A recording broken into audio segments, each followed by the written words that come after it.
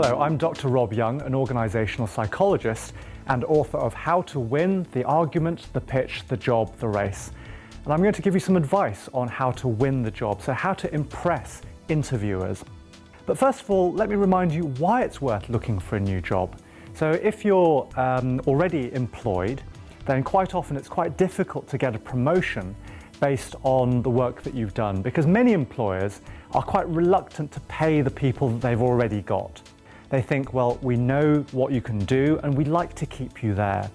So sometimes you may need to go elsewhere into another organisation where you can be given more responsibility and ultimately more pay as well. So that's why you might want to get another job. So how can you get a better job? Well, my first piece of advice is not to worry too much about your body language. So quite often you'll hear candidates talking about, well, make sure you don't cross your arms, or I was crossing my legs, or I was wondering whether I was making enough eye contact or not.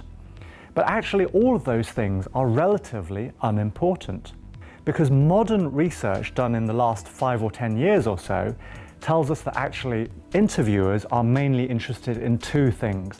They're interested in the content of what you say, so your ability to talk through your achievements and your skills, and then how confident, how composed you come across.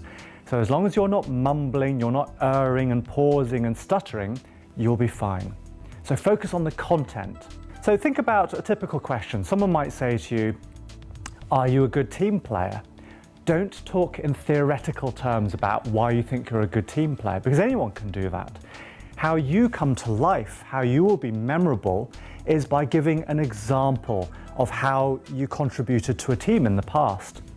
So talk in detail about what you've actually done rather than what you might do in the future.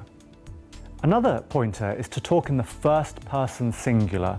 So say, I did this, I did that, I analysed a spreadsheet, I spoke to the customer. Now, where candidates sometimes go wrong is by talking about we too much. Sometimes organisations say, actually, we should always be thinking about the team, because remember, there is no I in team. And that's true, but remember, in an interview, it's not your team that's being evaluated for the job, it's you as an individual. So don't talk too much about we. Talk about what I did. Make it clear what your individual contribution was. Finally, perhaps the most important thing to do is actually to rehearse what you've got to say, because where a lot of candidates go wrong is that they think through likely answers to interview questions, or they jot down some bullet points about what they might do. But think about it this way. If you were going on stage, you're performing in a theatrical production, say a Shakespeare play, you wouldn't just sit there quietly reading your lines. No, you practice by rehearsing, by speaking out loud, and that is how you practice and rehearse so that you can come across during an interview as not only competent but also confident. So make sure you actually practice what you've got to say a couple of times.